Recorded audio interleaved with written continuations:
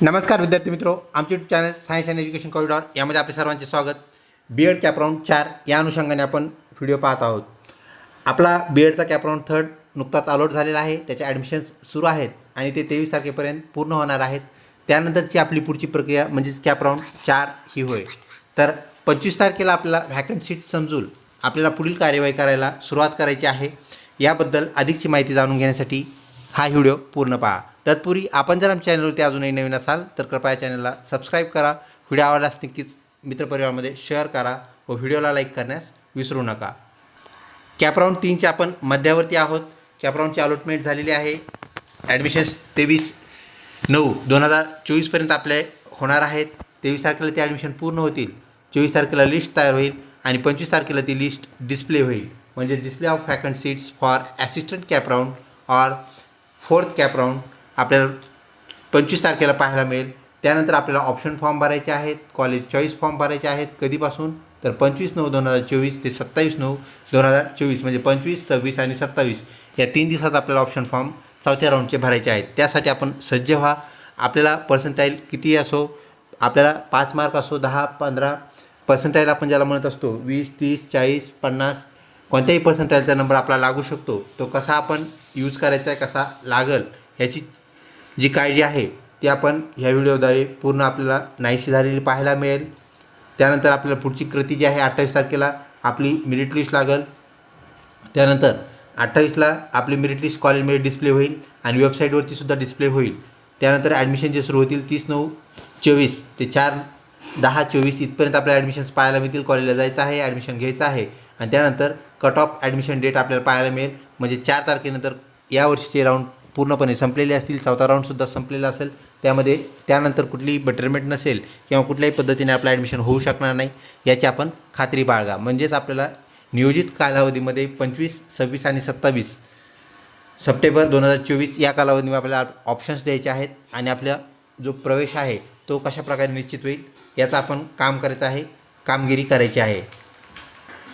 आपण CET sale असं type करून इथपर्यंत पोहोचलो आहोत। CET सेलला आपण क्लिक करूया। क्लिक करताच आपण परत एका पेजवरती जातो। त्या पेजवरती गेल्यानंतर आपल्याला परत इथे एक टॅब दिसत आहे जी की ॲडमिशन प्रोसेस अकॅडमिक इयर 2024-25 तिला आपण क्लिक करूया। तिला क्लिक करताच आपण परत एका पेजवरती डायरेक्ट होतो। त्यानंतर आपल्याला काय करायचं आहे, BEd न्यू। तर लक्षात घ्या, ज्यांचं BPEd आहे, त्यानंतर MPEd MAd आहे, त्यांनासुद्धा ह्या सर्व ज्या बाबी आहेत त्या लागू होतात। तर BEd कोर्सला आपल्याला इथं क्लिक करायचं आहे। ज्याचं BPEd आहे त्यांनी BPEdला क्लिक करायचं आहे आणि आपल्या राऊंडची अपडेट घेत राहायची आहे। त्यानंतर आपण इथे पाहू शकता आपल्याला round 3 allotment list has been publish. आपली जी लिस्ट आहे पब्लिश झालेली आहे, अलॉटमेंट झालेली आहे। लॉगिनमध्ये आपण सर्वांनी ती चेक केली असेल। त्यानंतर please read notice 3rd for the CAP round 3rd carefully. आपला जो तिसरा कॅपराऊंड जो की एकदम थोडा बाकी आहे, 23 तारखेला तो पूर्णपणे संपणार आहे। त्याची आपल्याला जी नोटीस आहे त्या संदर्भात आपण व्हिडिओ बनवलेला आहे ऑलरेडी। आपल्याला आवश्यकता असल्यास नक्कीच आपण तिथे जाऊन पाहू शकता। तर आज दिनांक 20 रोजी आपले जे ॲडमिशन्स आहेत जे की 10,300 आपण सकाळी चेक केलं होतं। कालचे ॲडमिशन्स 9 तारखेचे, आज किती झाले ते आपण चेक करूया। विद्यार्थी मित्रो, आपले जे ॲडमिशन्स आहेत CET सेल रोजच्या रोज त्याला अपडेट करतं। तर सकाळी जे आपण ॲडमिशन कालचे जे पाहिले होते, म्हणजे काल सायंकाळपर्यंत जितके ॲडमिशन झाले होते 10,300, तर त्यामध्ये वाढ होऊन 13,424 आपल्याला झालेले पाहायला भेटतात। म्हणजेच तब्बल 3,000 ॲडमिशन्स आपल्याला वाढलेले पाहायला मिळतात। 2600 ॲडमिशन्स म्हणजे 2,600 ॲडमिशन जवळपास आपल्याला वाढलेले पाहायला मिळतात। तर ॲडमिटेड स्टुडंटची आपल्याला इथे लिस्ट पाहायला भेटते। आता पुढच्या कॅपराऊंडसाठी आणि आपल्या उर्वरित तिसरा कॅपराऊंड जो आहे त्यासाठी उर्वरित ज्या सीट्स आहेत त्या आपल्याला इथं पाहायला मिळाल्या आहेत। ते 22,476 एक प्रचंड संख्या आहे। आपला नंबर सहजपणे लागू शकतो। फक्त आपल्याला ऑप्शन्स आपल्या पर्सेंटाईलनुसार द्यायचे आहेत, जास्तीत जास्त ऑप्शन द्यायचे आहेत, ही गोष्ट आपण लक्षात घ्या। विद्यार्थी मित्रो, यासाठी आपल्याला व्हॅकन्सी रिपोर्ट पाहणं गरजेचं आहे। इथे ज्या 3 आडव्या 3 रेषा आहेत त्याला आपण क्लिक केलं आहे। त्याला क्लिक करताच आपल्याला व्हॅकन्सी रिपोर्ट इथे पाहायला मिळतो। त्यासाठी आपल्याला विद्यापीठ सिलेक्ट करावं लागेल, कॉलेज सिलेक्ट करावं लागेल, डिव्हिजन सिलेक्ट करावी लागेल, जी की आपोआप होते। फक्त कॉलेज आपण सिलेक्ट करूया। तर आता आपल्याला काय करायचं आहे, कुठल्याही एका विद्यापीठाचं आपल्याला कॉलेज पाहता येईल, चेक करता येईल की तिथे किती व्हॅकन्सीज आहेत, किती जागा रिकाम्या आहेत, तर ते आपण पाहूया। तर इथे एक विद्यापीठ आपण क्लिक करूया। पुण्यश्लोक अहिल्याबाई देवी होळकर सोलापूर युनिव्हर्सिटी सोलापूरला याला आपण क्लिक केलं आहे. त्या युनिव्हर्सिटी अंतर्गत येणारं एक कॉलेज आपल्याला सिलेक्ट करावं लागेल. ते आपण सिलेक्ट करू आणि कॉलेज ऑफ एज्युकेशन बार्शी ज्याचा आपल्याला कोड इथे दिसतो आहे 03 त्याला आपण क्लिक केलेला आहे. त्यानंतर शो व्हॅकन्सी यासाठी आपण क्लिक करूया. आता लक्षात घ्या व्हॅकन्सीट आपण पाहत आहोत. तर ह्या कॉलेजमध्ये सध्या व्हॅकन्सीट जे आहेत त्याचा जो आपल्याला इथे बार पाहायला मिळतो आहे. तर तिथं open category, SC category, ST, DJ VJ, त्यानंतर NTB, NTC, NTT, OBC, SCBC आणि EWS आपल्याला इथं कॅटेगरीज पाहायला मिळत आहेत. इथे जे जी लिहिलेलं आहे जीचा अर्थ आहे जनरल म्हणजे जिथं बॉईज आणि गर्ल्स दोघांनाही ॲडमिशन मिळेल. परंतु जिथं आपल्याला जी लिहिलेलं पाहायला मिळतं आहे जिथं आपल्याला F लिहिलेलं पाहायला मिळतं आहे, जी आपण आत्ताच पाहिलं जनरल, आणि F स्टँड फॉर फिमेल हे लक्षात घ्या. आता जिथं F लिहिलेलं आहे तिथं मेलला ॲडमिशन मिळत नाही, म्हणजे पुरुषांना ॲडमिशन मिळत नाही, तिथं फक्त फिमेलला ॲडमिशन मिळतं. प्रत्येक कॅटेगरीमध्ये आपल्याला GF असं पाहायला मिळतं आहे. तर इथं ही जी जागा आहे ही जनरलची जागा आहे, म्हणजे एक जनरलची ओपनची जागा बार्शीच्या कॉलेजला आपल्याला रिकामी असलेली पाहायला मिळते. त्यानंतर SC फिमेलची एक जागा आपल्याला इथे पाहायला मिळते. त्यानंतर आपण इथे पाहू शकता SCBCमध्ये जनरलची एक जागा आहे. मेल फिमेल दोघेही इथं ऑप्शन देऊ शकतात ह्या कॉलेजचा. त्यानंतर EWSमध्ये जनरलची एक जागा आहे, मेल फिमेल दोघांनाही ऑप्शन देता येईल. वरती स्क्रॉल करूया. वरती परत तशाच जागा आपल्याला चेक करायच्या आहेत. आपण इथं पाहू शकता इंग्लिश मेथडच्या ज्या जागा इथं आपल्याला पाहायला मिळतात. इथे एक जागा आहे, इथे एक जागा आहे. कोणत्या कॅटेगरीची आहे हे पाहण्यासाठी आपल्याला थोडं वरती जावं लागेल.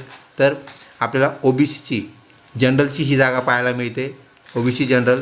तर OBC जनरलची ही जागा होय. त्यानंतर सर्व जागा आपल्याला अशा प्रकारे चेक करायच्या आहेत. आता हे झालं आपण व्हॅकन्सी रिपोर्ट चेक करणं. तर आता आपल्याला असाच एक रिपोर्ट परत एक चेक करायचा आहे. तो म्हणजेच आपण परत त्यालाच हे केलेलं आहे, क्लिक केलं आहे. याला क्लिक करता इन्स्टिट्यूट वाईज अलॉटमेंट हे जो टॅब तिथं आली होती तिला आपण क्लिक केलं आहे. आणि ती टॅब पाहिल्यानंतर आपल्याला खाली काही ऑप्शन्स तिथं आलेले पाहायला मिळतात. आता राऊंड आपल्याला माहीत आहे, तिसरा राऊंड चालू आहे. शेवटची जी रिसेंट अपडेट आहे ती तिसऱ्या राऊंडची आपल्याला चेक करायची, म्हणून आपण 3 राऊंडला क्लिक करूया. फर्स्ट सेकंड पूर्णपणे क्लोज झाले आहेत, कोणाचं ॲडमिशन आता त्यात होणार नाही हे आपल्याला माहीत आहे. तर आता एक विद्यापीठ आपण सिलेक्ट करूया. आपल्याला तेच विद्यापीठ डबल सिलेक्ट करावं लागणार आहे, जे की अहिल्यादेवी होळकर विद्यापीठ सोलापूर.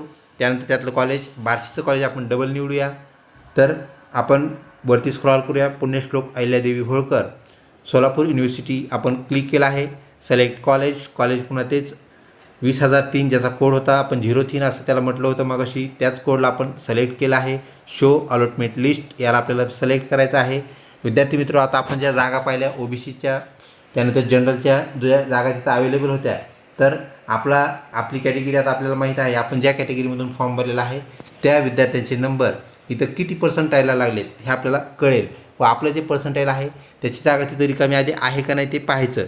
तर तिथं जनरलची जागा आहे, ओपनची जागा तिथं आपल्याला पाहायला मिळाली, OBCची सुद्धा जागा पाहायला मिळाली. तर आता इथं OBCचं आपण पाहू शकता, इथं मेरिट आपल्याला दिसतं आहे OBC. त्यानंतर OBC 2.41 म्हणजे 2.41 पर्सेंटाईलला इथं नंबर लागलेला आहे. ह्याच्यावर जर आपलं पर्सेंटेज असेल OBC फिमेल तर आपण इथं ह्याचा ऑप्शन देऊ शकता. त्यानंतर SC जनरलची आपल्याला एक जागा पाहायला मिळाली होती, जिथे मेल फिमेल दोघंही तिथे क्लेम करू शकतात, दोघंही ऑप्शन देऊ शकतात. परत आपल्याला इथं 71वरती हे जरा हाय मेरिट आहे, परंतु एक जागा जी पाहिली होती आपण इथे 2.41ला पण लागली होती पर्सेंटाईलला. त्याप्रमाणे आपल्याला काय करायचं आहे, चेक करायचं आहे. त्यानंतर परत आपली इथं OBCची एक जागा काय आहे 36ला नंबर लागलेला आपल्याला पाहायला मिळतो आहे. म्हणजेच ज्या अर्थी 2.41ला नंबर आला आहे तर 2.41वाले विद्यार्थी ह्या कॉलेजचा ऑप्शन देऊ शकतात.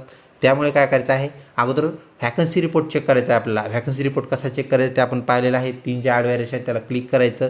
त्यानंतर शो व्हॅकन्सी रिपोर्ट हे जे आहे त्याला क्लिक करता एक युनिव्हर्सिटी आधी आपण टार्गेट करायची, सिलेक्ट करायची, आणि त्याच युनिव्हर्सिटीचं जे कॉलेजची व्हॅकन्सी रिपोर्ट पाहिला त्याच व्हॅकन्सी रिपोर्टचं आपल्याला परत काय करायचं आहे, कॉलेज अलॉटमेंट पाहिजे आहे, जेणेकरून आपल्याला पर्सेंटाईल कळेल. तर विद्यार्थी मित्र, अशा प्रकारे 2च गोष्टी आहेत ज्यानुसार आपल्याला ऑप्शन्स द्यायचे आहेत, जेणेकरून आपल्याला काय होईल, आपला नंबर करेक्ट त्या कॉलेजला लागलेला पाहायला मिळेल.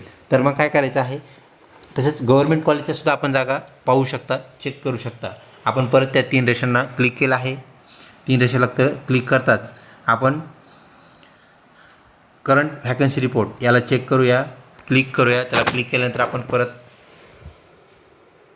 युनिव्हर्सिटी एक सिलेक्ट करूया. डॉक्टर बाबासाहेब आंबेडकर मराठवाडा युनिव्हर्सिटी छत्रपती संभाजीनगर याला आपण क्लिक केलं आहे. त्यामध्ये असणारे जे गव्हर्नमेंट कॉलेज आपल्याला 2 पाहायला मिळतात, तर त्या कॉलेजला आपण क्लिक करूया.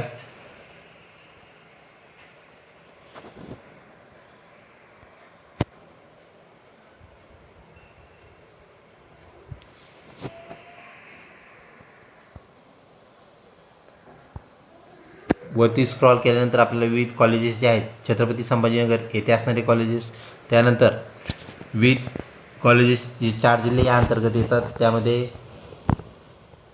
छत्रपती संभाजीनगर त्यामध्ये छत्रपती संभाजीनगर, त्यानंतर जालना, बीड आणि धाराशिव म्हणजेच उस्मानाबाद ह्या जिल्ह्यांचा समावेश आपल्याला तिथे झालेला पाहायला मिळतो. तर यातलं जे गव्हर्नमेंट कॉलेज आहे जे की अंबेजोगाई येथे स्थित आहे, आपण इथे पाहू शकता. ते कॉलेज म्हणजेच government college of education Ambajogai district Beed जिल्ह्याचा उपजिल्हा असलेला हा अंबाजोगाई, त्याला आपण क्लिक करूया. त्याला क्लिक करताच सिलेक्ट कॉलेज ऑटोमॅटिकली सिलेक्ट झालेला आहे. आपण युनिव्हर्सिटी थ्रू ते सिलेक्ट केलं आहे. आता ह्यात व्हॅकंट जागा विद्यार्थी मित्रो 4थ्या राऊंडसाठी सुद्धा आपल्याला व्हॅकंट जागा इथं पाहायला मिळत आहेत. तर इथं SC फिमेल इथे एक जागा आपल्याला पाहायला मिळते ST.